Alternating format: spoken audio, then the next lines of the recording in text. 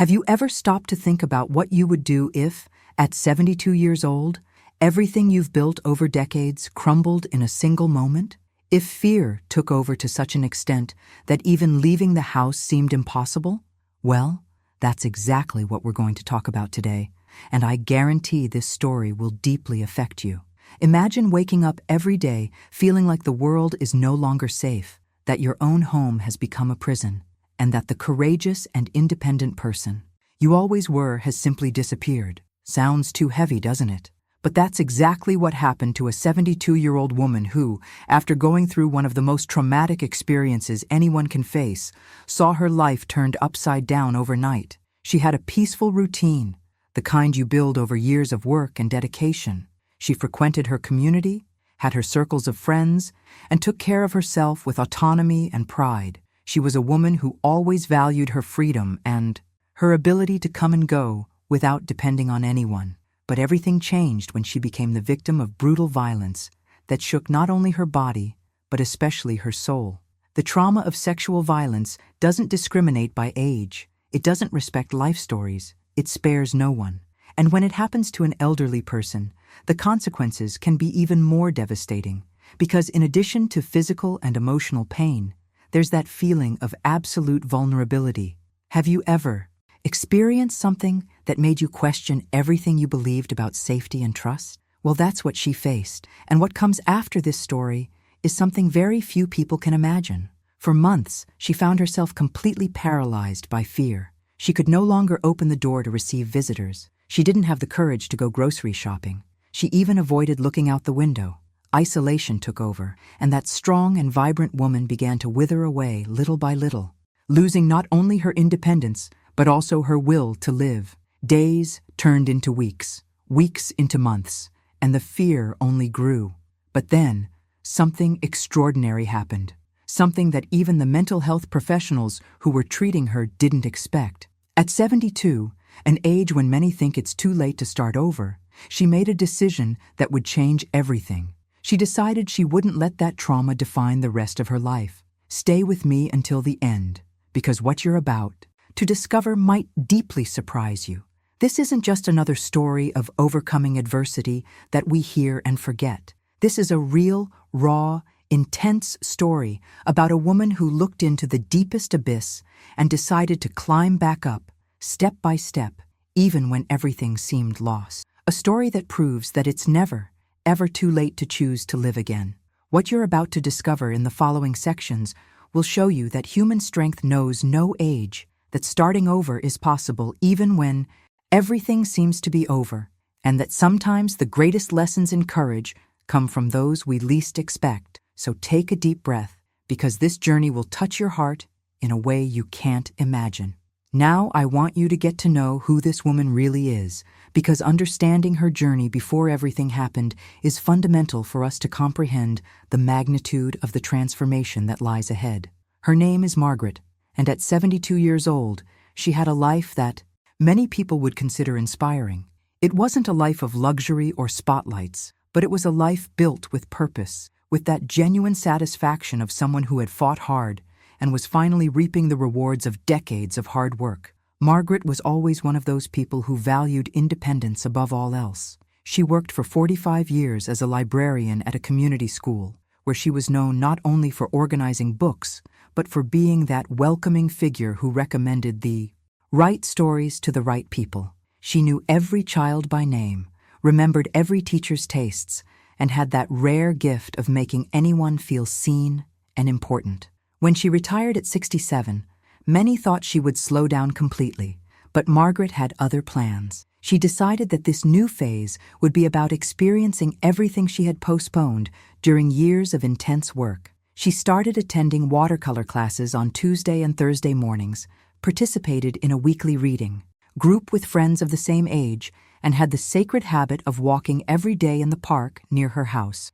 It was a simple routine, but full of small joys that gave meaning to her days. Margaret had lived alone since becoming a widow 12 years ago, but she never felt lonely. She had her neighbors, her community, her activities, and above all, she had her autonomy, something she protected fiercely. Her apartment was small but cozy, filled with plants she lovingly cultivated and shelves, brimming with books she had read and reread countless times. She dreamed of one day traveling to see the gardens she had always admired in magazines, planned to finally learn to play the guitar, and wanted to spend more time with her grandchildren who lived in another city. They were simple dreams, but they were hers, and that had immeasurable value. Margaret represented exactly what we all seek: a life with meaning, built step by step, with dignity and joy. But there's something important you need to understand about this phase of her life. Margaret wasn't naive or careless. She was always conscious about safety, locked doors securely, avoided going out too late, and took the natural precautions of someone who lives alone. She believed that by being responsible and attentive, she would be protected from the dangers of the world. And it was precisely this sense of control that was brutally ripped from her that night, changing everything. Because the hidden truth behind many stories of trauma is that no precaution guarantees total protection, and this awareness can be devastating. When the violence occurred, it wasn't just Margaret's body that was wounded. It was the entire life structure she had built, all the trust she had in the world, her entire identity as an independent and capable woman. Suddenly, that person who walked alone in the park, who opened the door to greet neighbors, who planned trips and daydreamed, simply disappeared, and what remained was someone she no longer recognized when she looked in the mirror. What if the courage to start over is something that has always lived within us, just waiting for the right moment to awaken? Comment below. Which version of yourself is waiting for the chance to be reborn? What I need to tell you now is delicate but essential for you to understand the magnitude of the battle Margaret faced. I won't go into details about what happened that night, because that's not what matters here. What truly matters is the devastating impact that moment had on every aspect of her life. It was as if someone had turned off all the lights in the house at once, leaving her completely in the dark, without knowing where to go or how to find a way out. In the days following the trauma, Margaret couldn't even process what had happened. It was a confusing mix of denial, shame, anger, and a paralyzing fear she had never experienced before. This woman, who had always been self-assured, who made firm decisions, who walked through the world with her head held high, suddenly found herself completely lost. Her body trembled uncontrollably, her heart raced at any unexpected noise, and sleep became virtually impossible. When she finally managed to fall asleep, the nightmares came with brutal intensity, causing her to wake up in a panic in the middle of the night. But what was perhaps most devastating was the transformation in how she perceived the world around her. That apartment, which had always been her safe haven, her peaceful corner, suddenly seemed vulnerable and threatening.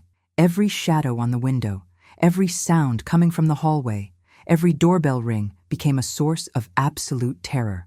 Margaret began to avoid opening the curtains, stopped answering the phone, canceled all her activities, the watercolor classes, the reading group, the walks in the park. Everything was abandoned because the mere idea of leaving the house triggered uncontrollable anxiety attacks. And there's a hidden truth about trauma that few people talk about. It doesn't just affect the victim, but all the relationships around them.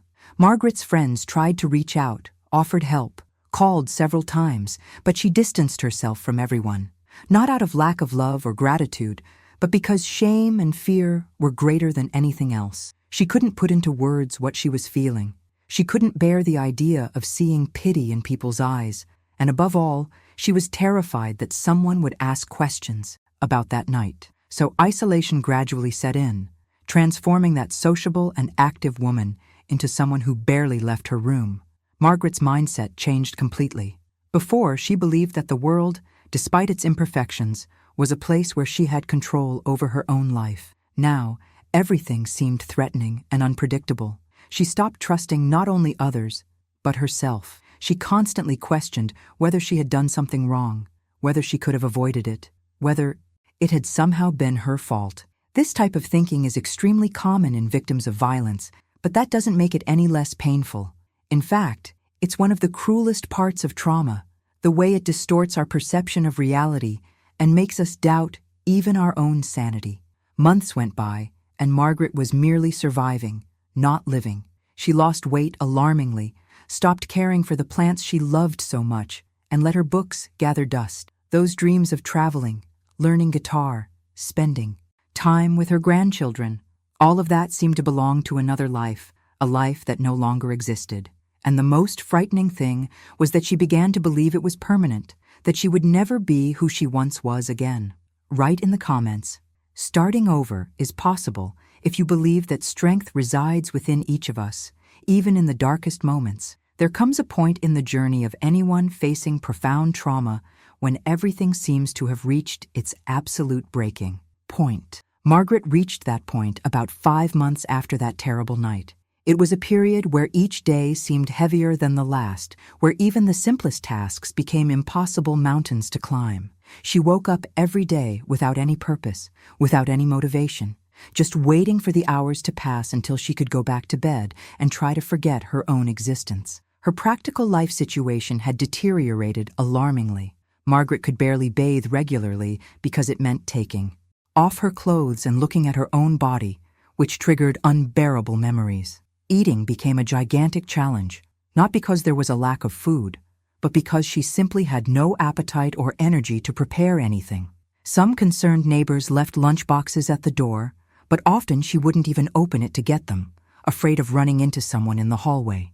It got to the point where she depended on grocery deliveries left at the door, and even then she would wait hours before she had the courage to open the door and bring the bags inside. Friends continued trying to contact her in the first few weeks, but over time the connections dwindled, not because they stopped caring, but because Margaret had built such a high wall around herself that no one could reach her anymore. She was ashamed to talk about what had happened, ashamed to show the state she was in, ashamed to admit that that strong, independent woman had become someone who was afraid even of her own shadow. Isolation became a prison she built herself, brick by brick, thinking that this was protecting her, when in reality she was only sinking even deeper. But what truly defines this period as rock bottom was the moment Margaret looked in the mirror and no longer recognized who was there. It wasn't just her physical appearance, although she had drastically lost weight and her eyes were deep and lifeless. It was something much deeper. She saw in the eyes of that woman, reflected in her reflection, a person who had given up, someone who no longer believed that life was worth living. And for the first time since everything happened, Margaret had truly dark thoughts about no longer wanting to be here. This is the kind of revelation that few have the courage to share, but it's absolutely crucial that we talk about it. Because when someone reaches this point, when the emotional pain becomes so unbearable that the person considers giving up on everything, it's a huge red flag that something urgently needs to change. Margaret was in a downward spiral where each day that passed without professional help, without human connection, without any kind of support, was another day further away from any possibility of recovery. The impact of this phase on her life was devastating on every level. Physically, her body was weak and frail. Mentally, she lived in a constant state of hypervigilance and terror. Emotionally, she was completely numb, unable to feel joy, hope, or any positive emotion. And spiritually, she had completely lost the meaning of her own existence. It was as if Margaret were trapped in a dense fog where she couldn't see an inch ahead, with no direction, no light at the end of the tunnel. But then something completely unexpected happened. And it is precisely here that Margaret's story takes a turn that no one, not even she herself, could have predicted. It was on an ordinary Tuesday morning, 6 months after the trauma. Margaret was lying in bed, staring at the ceiling as she did every day when she heard a noise coming from the living room. Her heart raced immediately. Panic took over. But then she realized it was just one of the plants that had fallen from the shelf. She got up to check and found that fern she had been growing for years, completely dry, its brown leaves scattered on the floor. At that moment, something clicked inside her. Margaret looked around the apartment and truly saw for the first time in months the deplorable state everything was in. Dead plants, accumulated dust, piles of unopened mail, closed curtains preventing any light from entering. And then she had an overwhelming revelation. She was letting everything around her die, including herself. That plant she had cared for so lovingly for years had died because she simply stopped watering it, stopped caring, stopped nurturing life. and if she continued down that path, she would be the next living being to wither completely. It was at that moment that Margaret made a decision that would change everything. It wasn't a grand decision, or one full of certainty. In fact, it was a very small and frightening one. She needed to ask for help. For the first time in 6 months, she admitted to herself that she couldn't get out of that hole alone, that pretending everything was okay wasn't working, and that it's never too late to choose to live again, even when it seems impossible. At 72, after a lifetime of being the strong person everyone turned to, Margaret finally understood that strength doesn't mean facing everything alone, but rather having the courage to recognize when you need help. With trembling hands, she picked up the phone that had been off for weeks and called her granddaughter. When the loving voice on the other end answered, Margaret simply burst into tears. She couldn't say anything coherent for several minutes, but this cry was different from all the others she had shed in recent months. It was a cry of liberation, of someone who was finally letting go of pride and shame to allow herself to be vulnerable. Her granddaughter, realizing the urgency of the situation, said she would be there in a few hours and that she wouldn't take no for an answer. Those hours of waiting were the longest of Margaret's life. Part of her wanted to give up, close the door, go back to bed, and pretend the call never happened. The fear was still there, screaming that she didn't deserve help, that it was too late, that no one would understand. But a new part, a spark that had ignited when she saw that dead plant, insisted that she deserved to try, that she deserved a chance to live again, even if it meant facing all the demons she had avoided for so long. When the doorbell rang, Margaret had to do the bravest thing she had done in months, walk to the door and open it. Her steps were slow and unsteady, her heart pounding so hard it felt like it would burst out of her chest, but she kept walking. And when she finally turned the doorknob and saw her granddaughter's worried but welcoming face, Margaret understood that this was the first step on a long but necessary journey. Right there, in that moment, the transformation began. What you need to understand is that that moment at the door was just the beginning of a long road full of obstacles. Margaret's granddaughter entered the apartment and was visibly shocked by the state of affairs, but she had the wisdom not to show pity or judgment. Instead, she simply hugged her grandmother and said that they would face this together, step by step, without rushing and without pressure. And it was precisely this approach that allowed Margaret to begin to open up about everything that had happened. In the following days, her granddaughter helped Margaret do something that seemed simple but was monumental: schedule an appointment with a therapist specializing in trauma. Just making that connection brought Margaret a mixture of relief and dread. Part of her was desperate for help, but another part was afraid of what it would mean to talk about that night, to relive everything again, to have to confront the emotions she had been burying for so long. But she went. With trembling legs and a churning stomach, she entered that office for the first time. The first therapy sessions were brutally difficult. Margaret cried from beginning to end, could barely form complete sentences, and several times thought about giving up because it seemed she was getting worse instead of better. But the therapist explained something crucial. Before healing, you need to clean the wound, even if it hurts. And Margaret was finally cleaning a wound that she had allowed to fester for months. It was painful, but it was necessary. The therapist also helped her understand that the recovery process is not linear, that there would be good days and terrible days, and that this was completely normal. Along with individual therapy, Margaret was encouraged to participate in a support group for survivors of violence. The first time she went, she sat in the corner of the room without saying a word, just listening to the other women's stories. There were women of all ages there, each carrying their own weight, their own pain.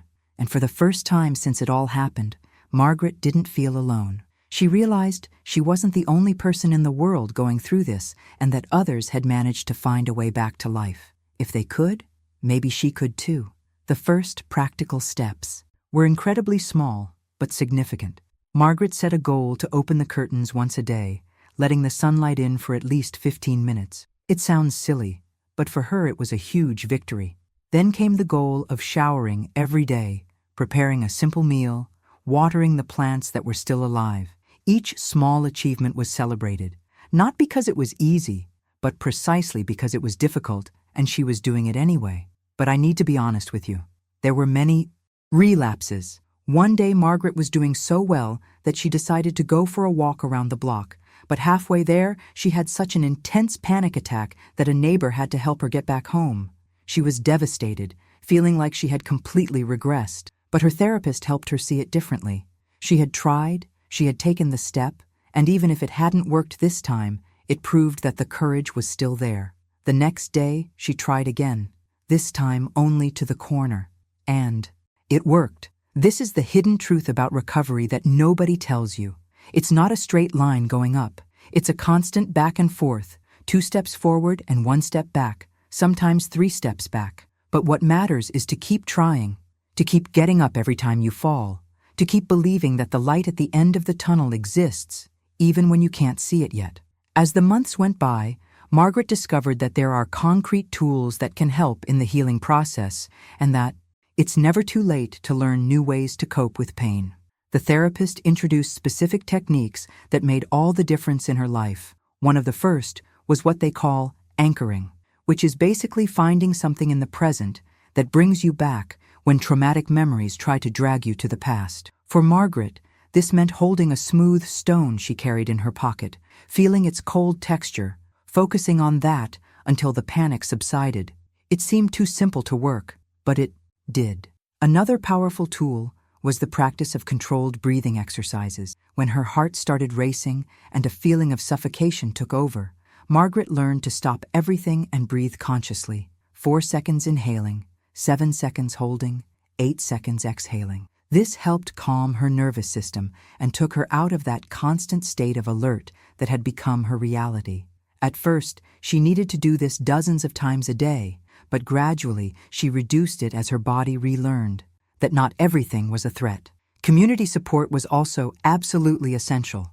Margaret's granddaughter not only visited regularly, but also created a support network involving other family members and even some of her grandmother's old friends. They established a rotation system where someone would always stop by to see how she was doing, sometimes just to have a coffee, other times to help with practical tasks. This kind of constant but non-invasive presence was crucial because Margaret knew she wasn't alone, but also didn't feel pressured to be okay all the time.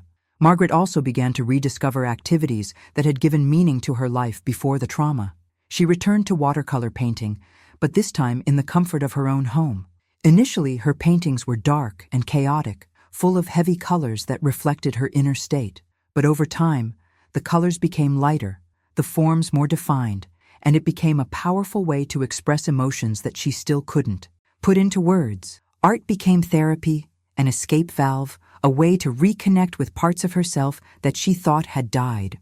One practice that completely changed Margaret's mindset was starting a gratitude journal. Her therapist suggested she write down 3 things, however small, that she was grateful for every day. At first, it was painfully difficult to find anything, but she started with the basics: the sun streaming through the window, the hot tea she drank in the morning, connecting with her granddaughter.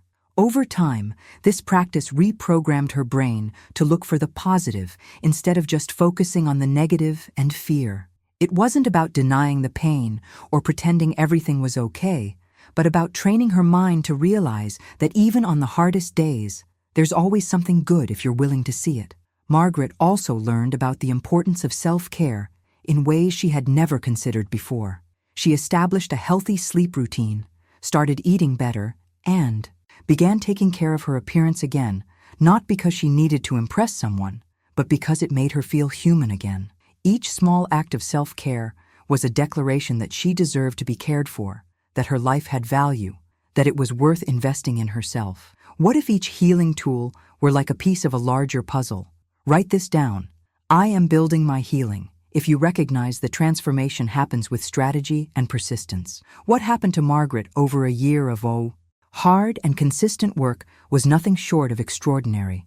The transformation didn't happen overnight, but when you look at where she was and where she is now, the difference is striking. About 14 months after the day she opened the door for her granddaughter, Margaret finally managed to do something that seemed impossible. She walked alone to the park where she used to go before the trauma. She sat on the same bench where she spent hours reading, took a deep breath, and realized that the fear was still there, but it no longer controlled her life. The independence she so valued and which had been brutally stolen from her was finally returning, brick by brick. Margaret was back to doing her own grocery shopping, taking care of the apartment, receiving visitors without feeling exposed or vulnerable. She was no longer that woman paralyzed by terror who could barely get out of bed. Now she woke up with purpose, with plans, with a desire to live each day ahead. And the most incredible thing is that at 73, she was proving that it's never too late to completely rebuild your life. But the transformation went beyond personal recovery. Margaret discovered within herself a new passion born directly from her own pain. She began attending support groups for survivors of violence, not only as a participant, but also as a facilitator. Her story, her journey back to life, became a source of hope for other women who were in the same dark place where she had been. She shared not only what went wrong, but, above all, what went right, the tools she used, the obstacles she overcame. And this gave her a sense of purpose that transcended her own healing. Margaret also returned to watercolor classes, but now with a completely different perspective. Her paintings had gained depth, emotion, and intensity that hadn't existed before. She began donating some of her works to institutions that help victims of violence and even organized a small exhibition where all the proceeds went to funds supporting survivors. The art that was once just a hobby transformed into a tool for activism and collective healing. The impact of this transformation went far beyond what was visible. Internally, Margaret had made peace with that terrible night. She hadn't forgotten what happened, because trauma isn't something that simply disappears, but she had learned to carry that experience in a way that no longer destroyed her. She understood that what happened to her was horrible and unfair, but it didn't define who she was. Her identity was no longer that of a paralyzed victim, but of an active survivor, a resilient woman, a human being who chose to live despite everything. The difference between Margaret before the trauma and Margaret now was also remarkable. Before, she was happy but perhaps a little naive about the dangers of the world. Now she had a wisdom gained through pain, a deep empathy for those who suffer, a visceral understanding that life can change in seconds, but can also be rebuilt with time and effort. She became more compassionate with herself and others, less judgmental, more present. Margaret started dreaming again. Those plans to travel, to learn guitar, to spend more time with her grandchildren. All of that was back in her reality, and she was actually making it happen, not just daydreaming. She bought tickets to visit her grandchildren the following month, enrolled in online guitar lessons, and began planning a trip to the gardens she had always wanted to see. Let me recount what Margaret shared at one of the support group meetings, because her words carry a weight that goes far beyond my narration. She was there, standing in front of 15 women who were at different stages of their own healing journeys, and she began by saying something that deeply touched everyone in the room. She said that during the darkest months, when she thought she would never again be able to smile or feel the sun on her face without fear, she believed her life was over at 72, that there was no point in fighting, that it was too late to start over, that people her age didn't recover from something so brutal. But then Margaret paused, looked into the eyes of each woman present, and continued, saying that this was the biggest lie she had ever believed. She spoke about how she had learned that healing has no expiration date, that the body may be old, but the transformative capacity of the human mind never ages. She said that at 73 years old, she was living a life she never imagined possible a year ago, and that if she could do it, anyone there could too, no matter their age, no matter how much time has passed since the trauma. One of the most powerful revelations Margaret shared was about how her perspective on the future had completely changed. Before the trauma, she thought about the future calmly and predictably, simply hoping to grow old peacefully. After the trauma, she couldn't see any future, only a endless present of pain. But now, after the entire journey of rebuilding, she sees the future with a gratitude and appreciation she never had before. Every day has become precious. Every small joy has become a reason for celebration. Every achievement, however small, has gained profound meaning. Margaret spoke openly about the fact that she still has difficult days, that the trauma left marks that she will likely carry for the rest of her life. But the difference now is that she has tools to cope with those days, She has a support network that holds her up when she needs it. And above all, she has the unwavering certainty that she is stronger than anything that tried to destroy her. She said that she learns something new about herself every day, that at 73 she is discovering courage she didn't know she had, is developing emotional skills she never possessed, and is becoming a more complete and resilient version of herself. A phrase that Margaret repeated and that stuck in the minds of everyone who heard it was, "I didn't go back to being who I was before, because that would be impossible and even unfair to myself. I became someone new, someone who carries scars, but also carries wisdom, someone who knows darkness, but chooses to walk towards the light every day." This mindset of not trying to erase the past, but integrating it into the construction of a new identity, was fundamental to her transformation. Margaret also spoke about how her age, which she thought was a disadvantage, actually became a strength. She had lived 72 years before that trauma, accumulating decades of experiences, of overcoming minor challenges, of resilience built throughout a lifetime. And it was precisely this history that gave her the necessary foundation to rebuild her life. She said that if a 73-year-old woman can rebuild her life after the worst imaginable trauma, then there is no excuse that it is too late for anything. Write this down. Age is just a number. On the healing journey, if you believe that transformation has no expiration date and that inner strength doesn't age, I want you to understand the true legacy of this story, because it goes far beyond Margaret's individual recovery. What began as a personal battle against trauma has transformed into a silent but powerful movement of hope for countless others. In recent months, Margaret has received messages from women of all ages who have heard her story in support groups or through people who know her journey. Some of these women were stuck in the same dark place Margaret was, thinking it was too late to seek help, too late to change, too late to live again.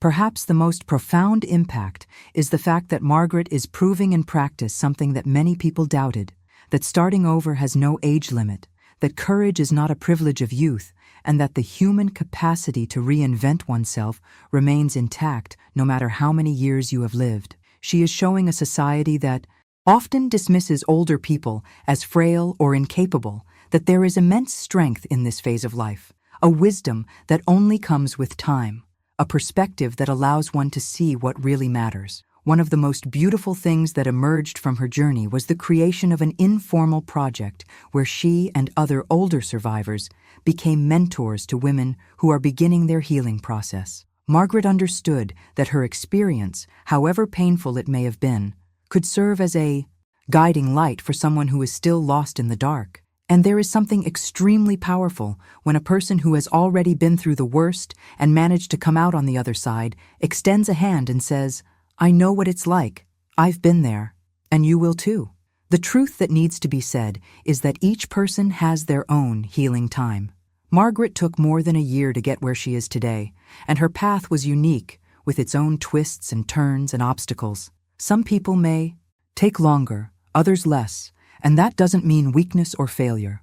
What matters is not the speed of recovery, but the willingness to keep trying, to take one step at a time, to accept help when needed. And that is one of the most important lessons Margaret shares. Seeking help is not a sign of weakness. It is the bravest act you can do. She often says that she spent 6 months trying to heal herself alone, sinking deeper and deeper, and it was only when she had the humility to ask for help that the real transformation began. This resonates deeply with people of all ages, but especially with those who were raised believing they need to be strong all the time, that asking for help is shameful, that showing vulnerability is a flaw. Margaret is dismantling these toxic beliefs simply by existing and telling her story with brutal honesty. Her legacy also lies in the small decisions that other people are making, inspired by her courage. You have women who finally scheduled that first therapy appointment after putting it off for years. You have people who started leaving their homes again after months of isolation. You have people who called a friend or family member and asked for help for the first time. Each of these decisions creates a wave of change that expands beyond what we can see or measure. Margaret proves that it's never too late to choose not to be defined by the worst moment of your life, that you can carry scars and still flourish. That trauma doesn't have to be the end of the story. It can be the beginning of a chapter of courage and rebirth that you never imagined possible. If you've made it this far with me, I'm sure this story has touched you in some way. And do you know why? Because Margaret's journey reminds us that life can knock us down hard, but it also shows us that we have within us an incredible capacity to get back up, no matter how many times we fall, no matter how old we are. And that's something worth remembering every day, if true. Stories like this one, which touch the heart and bring important reflections about new beginnings, courage, and transformation, resonate with you. Subscribe to this channel because every week I bring inspiring accounts of people who decided that it's never too late to live again. These are stories that can change your perspective, that can give you strength on difficult days, that can remind you of how capable you are. And here's what you should do. Leave a like on this video because it helps me. Continue bringing this kind of content to more people who need to hear that starting over is possible. Every like shows that these stories matter, that they are making a difference in someone's life. Now, if you've truly stayed with me from beginning to end, write in the comments, "I came all the way to the end, and it was worth every second." I read all the comments, and I love knowing you've been here with me on this journey. And if you know someone who needs to hear a message of hope like this, share this video with them. Sometimes a story like Margaret's can be exactly the push someone needs to take that first step. There's a video over here about another incredible story of starting over that will move you just as much. Click and continue the conversation with me there, because it doesn't end here. I'll see you there, and thank you for staying until the end.